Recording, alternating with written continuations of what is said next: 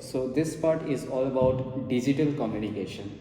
So the very concise idea and the core concepts of digital communication, which is relevant in terms of transmission of data in today's world scenario, because data is a lot of data today in the world. That's big data, several kinds of data, Facebook data, YouTube data, social media, statistical data, different kinds of studies, surveys. There's a lot of data all around us coming from all the applications that we are using in the phone, we are talking in the phone. So all sorts of data are being sent from the source to the destination. That's the core idea. So data is always sent from a source to a destination. So here all the communication that is taking place in the world today are in some sort of digital communication, because this is a world of digital media nowadays. Everything is digitizing, everything is digital. There is so much of digital media all around us, the data all around us. So how exactly digital communication happen? The very overviewistic idea or the block scheme of digital communication that follows underlying these principles, and what are the certain things and principles that we follow in the communication scheme. This is what this video is about. So the block scheme of digital communication starts with the source. So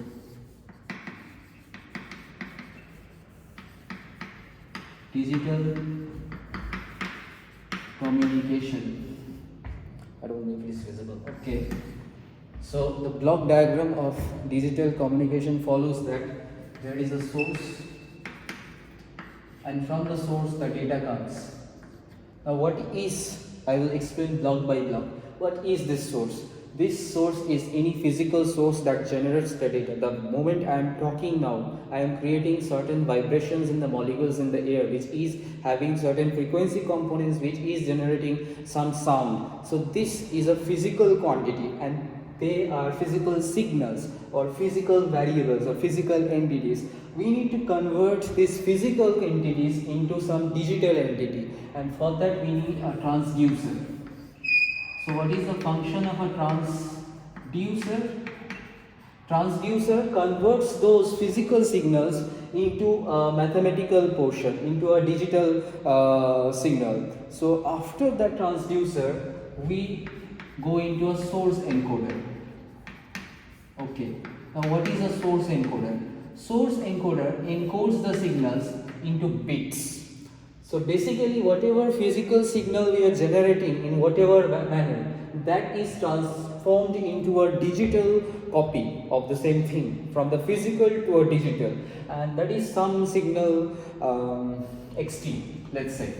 So the transducer generates some xt as a signal, and the source encoder encodes this signal. So xt is some mathematical definition, which can be xt is equal to a cos theta t, a cos theta.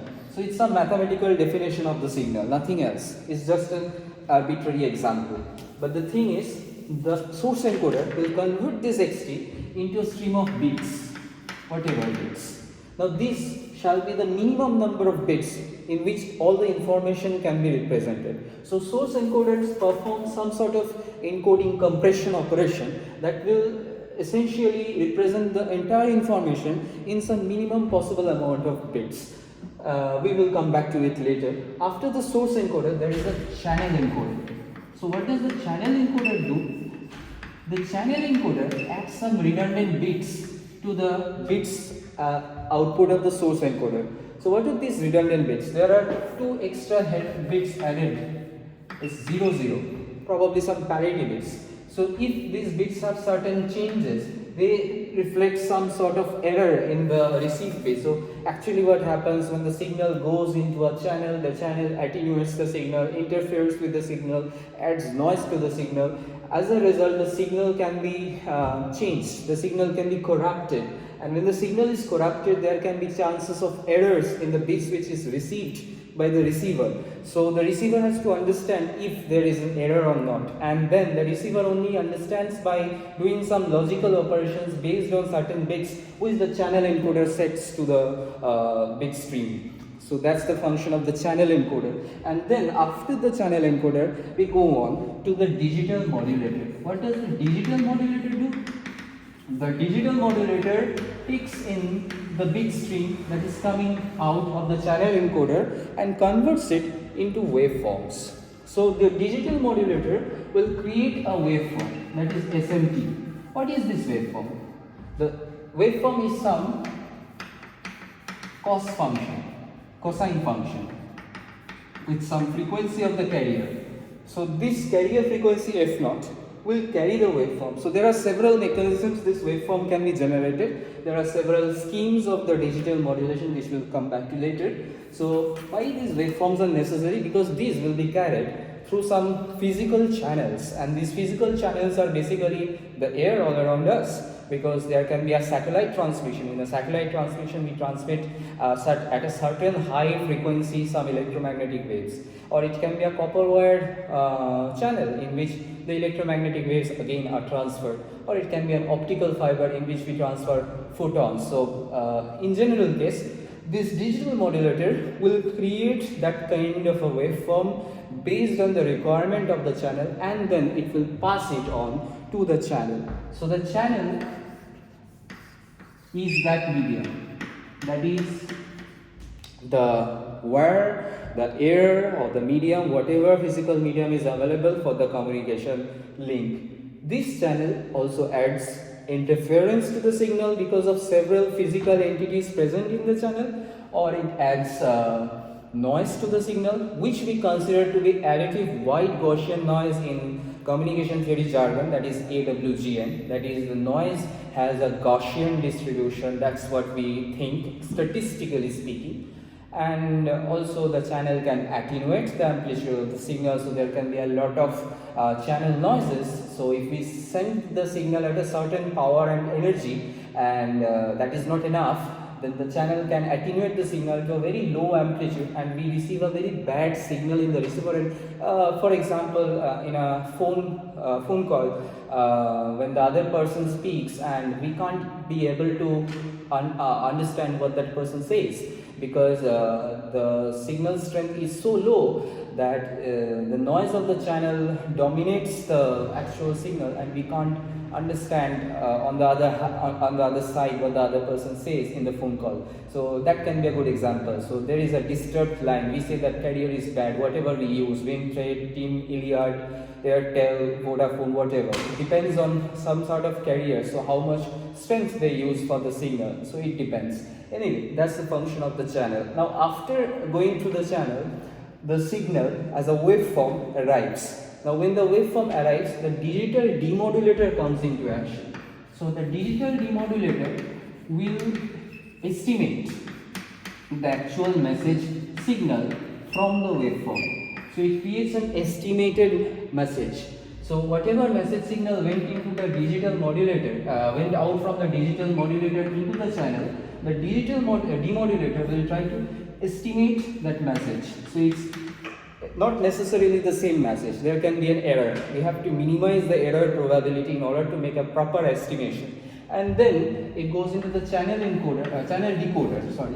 The channel decoder does what? The channel decoder specifically looks at those redundant bits that were added in the channel encoding phase, and it decides logically if the data has some error or not. Based on that, it takes a decision. And after the channel decoder decodes the message, it goes into the source decoder, which completely performs a reverse operation of the source encoder. So if the source encoder had compressed the original signal into a small number of bits to represent the same information, the source decoder will expand the compressed version, and from that expansion it will recreate or regenerate the actual signal, and the regenerated message will be going through the transducer, and the transducer will produce a physical entity for that same signal, which will be received at the destination. So this is the block scheme of the digital communication process. In this block scheme of digital communication process, the most important thing to focus is on the source encoder and the digital modulator and digital demodulator. Now why source encoder is important? Because it is quite practical in our day-to-day life. When we transfer images and videos, we zip it, or we transfer files, we zip it. What does it mean, the zip operation? Zip is a lossless compression operation. What we do is we zip it into a compressed folder with a small amount of data because we want to transfer that amount of data, and when it is received, it is also unzipped. So what does this happen? What is behind it? The compression operation, the math of it is important to understand. So let's go on to source encoding.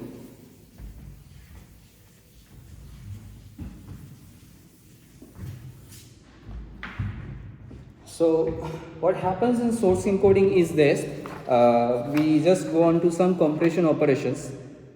So there are some redundancies in the data. We say the source encoder basically reduces the spatial and temporal redundancy of the data, and it represents the data by removing the repetitive information from the data. So the encoder in the source encoding is basically composed of a certain thing, that is a mapper. So the signal is f x comma t. So it's a signal which varies on space and time. Sorry, f x comma y, and also the signal can vary in space and time. X comma y comma t goes inside the encoder. Okay, the encoder has a mapper. After the mapper, the encoder has a quantizer.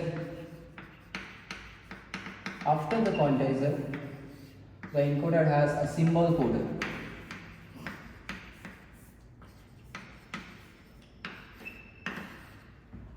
Three independent operations are done on the input signal in order to compress the signal, and as a result we receive a compressed signal, and this compressed signal can be decompressed by a set of reverse operations, that is a symbol decoder and an inverse mapper.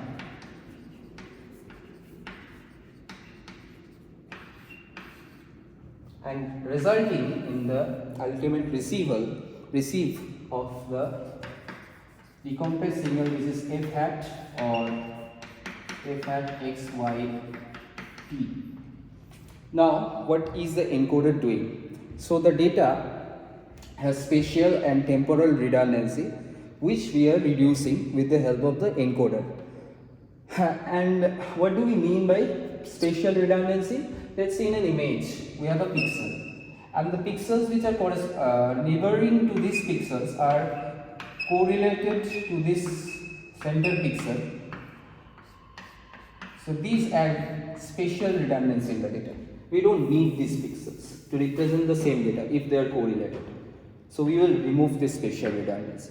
Similarly, in case of temporal redundancy, in a video, frames are temporally correlated to each other. We don't need all the frames. We need one frame, and we just remove out the correlated other frames. So we decrease the redundancy. So the mapper maps the input with a format, output format, which is designed to reduce this spatial and temporal redundancy. After reducing this spatial and temporal redundancy, the quantizer basically does another transformation by keeping away the irrelevant information which is repeating in the same representation. And then at the end, the symbol coder generates some fixed or variable length code which it maps to the quantizer output. Finally, we have the compressed signal. Symbol decoder performs a reverse operation followed by an inverse mapper, reverse operation of the mapper, and we get a estimated output signal. Now basically this thing, mapper, can be done by many ways. So the mapping can be done by block transform coding. So what is that?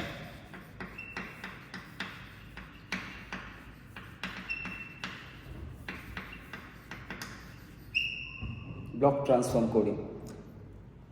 So we have, let's say, an image of size n cross n. From this image of size n cross n, we create small sub-images of square size n square. So as a total, we have nn by n square such transforms.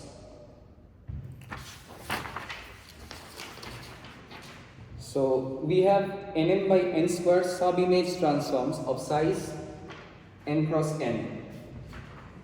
So whatever sub-images we have, this number of sub-images we have of size n cross n. And then we feed this to the quantizer and eventually to the symbol coder. That is the idea of block transform coding. Now in this block transform coding, this is a forward transform. This mapping is a forward transform. So this forward transform can be defined with some transform coefficient. So we are basically doing what in the mapping phase. We are taking the image of the video and mapping it to some non-visual format which is designed to reduce the spatial and temporal redundancy. So this forward transform mechanism here creates some transform coefficients on xy, and that txy is the transform coefficient, while the input is gxy, that is the image we are considering. So that gxy is two-dimensional, so double summation. Okay, x is equal to 0 to n minus 1, y is equal to 0 to m minus 1, because it's n cross m, but not really, because we are not considering the entire thing. We are creating blocks, and that block size is n cross n, so it should be same size, n minus 1 and n minus 1 rather. Because we are not computing it on the entire thing, we are creating sub blocks, sub images, and this number of sub images we are considering. So for each sub image block, we are doing this transform each of the blocks. So this is the transform txy is equal to this summation gxy times the transformation basis, which is, let's say, rxy uv. So it's not txy, it's tuv, because it is transformed to the space of uv. From xy, the transforming is happening in the uv space. So we have tuv is equal to this thing. Okay, and also uv has a variation in the n dimensions, 0 to n minus 1. So that's the forward transform. Now this is the transformation kernel, rxy uv. And we can do the inverse, we can define the inverse in the similar way. The inverse of this transform shall be gxy is equal to summation on tuv s xy uv. Now s xy uv is the kernel for the inverse transform, and tuv is the forward transform coefficients summed over the space u is equal to 0 to n minus 1, v is equal to 0 to n minus 1, and xy also varies from 0 to n minus 1. So we have the inverse transform of this forward transform, which will be useful in the inverse mapping phase when we move on to the decompression part. So this is how we define the forward transform. Okay. So this choice of the kernel is very specific. What kind of kernel can this be? It can be a Fourier kernel with a complex sinusoidal, that is some e to the power j pi based on xy and uv. Also it can be a discrete cosine transform kernel. For instance, compression standards like JPEG uses DCT kernel. So I would like to expand from that portion.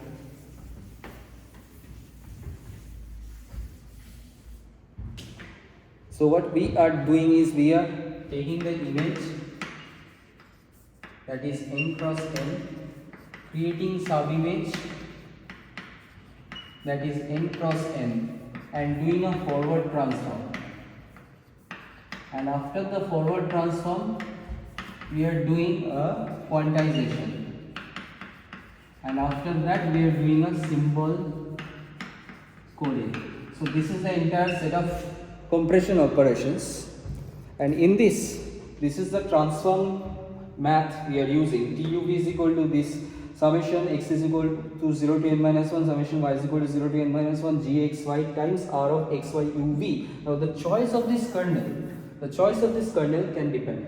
So what is this kernel? R of xy uv and s of xy uv in DCT. We can choose the DCT kernel. Now what is the DCT kernel defined as? So it is alpha u cos 2x plus 1 by 2n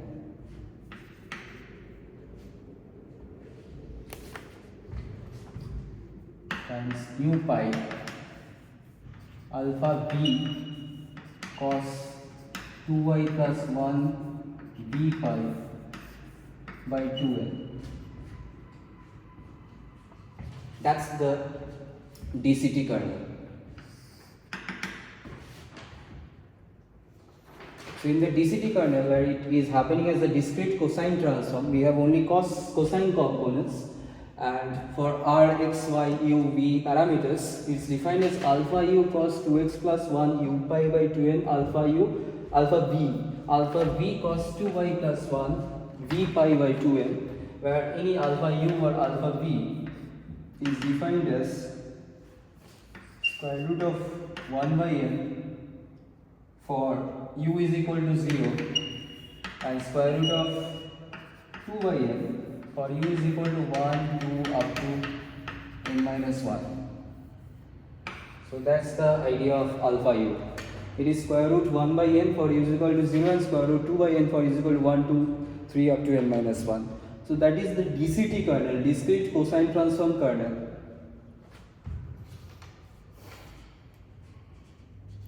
So when we use this DCT kernel and we try to reconstruct the sub-images after in the decompression phase, we can reconstruct them as this: gxy is equal to summation tuv times x xy uv.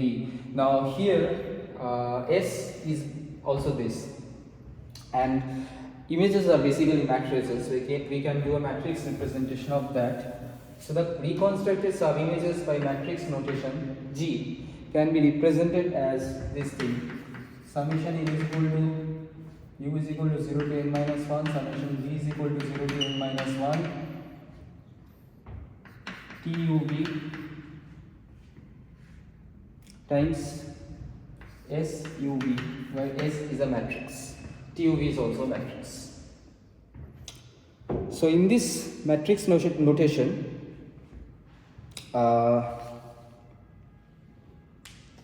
we are using this transforms tuv. Now we can mask this transform tuv with a certain masking coefficient.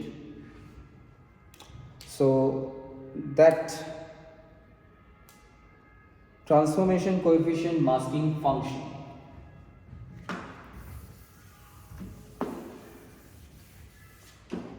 so the transformation coefficient, that is tuv, masking function, to make easier representation of the function in the matrix notation, because we don't need all the information from the function, so from the matrix. That's why we use a masking function. So masking function is xuv, or x, or is psi, some sort of psi uv times tuv. That basically selects certain portions of tuv. Now how do we select this tuv? It's based on two ideas. One is zonal coding, another is threshold coding. So zonal coding says that we only select those values which are related with high variance components that contribute most to the sub images. And threshold coding says that we choose the maximum magnitude of the TUV which contributes most to the sub image reconstruction. So either based on zonal coding or threshold coding, we choose this mask.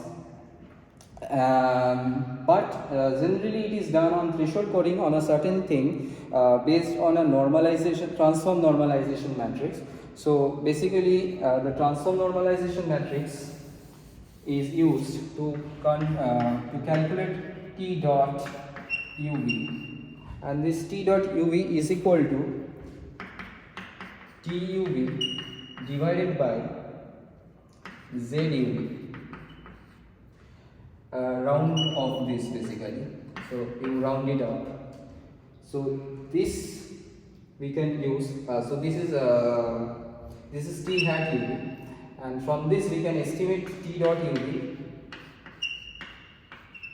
is equal to T hat UV times ZUV. And if we estimate this T dot UV, this using this inverse transform, basically we can yield the reconstructed subimage. So these are some concepts related to that, although the main core concept begins at the case of this scheme, block scheme, and can be expanded with certain math. But this is the most important part, that DCT kernel is defined as alpha u cos 2x plus 1 by 2n u pi, alpha v cos 2y plus 1 by 2n v pi, where alpha u is equal to square root 1 by n for u is equal to 0 and square root 2 by n for u is equal to 1 to up to n minus 1. Using this DCT kernel, we can make the transforms possible, we can make the inverse transforms possible. So what is JPEG? JPEG is Joint Photographic Experts Group. It is a very comprehensive and standard compression standard, and very popular as well. So it is also done in 3 steps. First, there is the DCT transform. So the mapping phase goes to a DCT transform, followed by a quantization and then a variable length symbol coding. After that, what happens is the image is subdivided into blocks of pixels, exactly like block transform coding. So after subdividing into blocks of pixels, it is processed top to bottom, left to right, and when it is done, all those pixels are subtracted by all those pixels are subtracted with the number of intensity levels. That's how they are level shifted, and then 2D DCT of the block is then computed, quantized and reordered using the zigzag pattern in order to form 1D sequence of the quantized coefficient. So we have, okay, these all blocks are 2D blocks, so whatever DCT blocks are created, they are 2D blocks. So after that they are quantized and reordered, and that creates a 1D quantized sequence of coefficients, 1D sequence of quantized coefficients, and then the non-zero coefficients are ultimately coded by variable length symbol coding. So that's how the JPEG compression occurs, and that's it. Well, there's a lot of math behind it in the source encoding portion, and then followed by the source encoding, the very important part is digital modulation. Okay.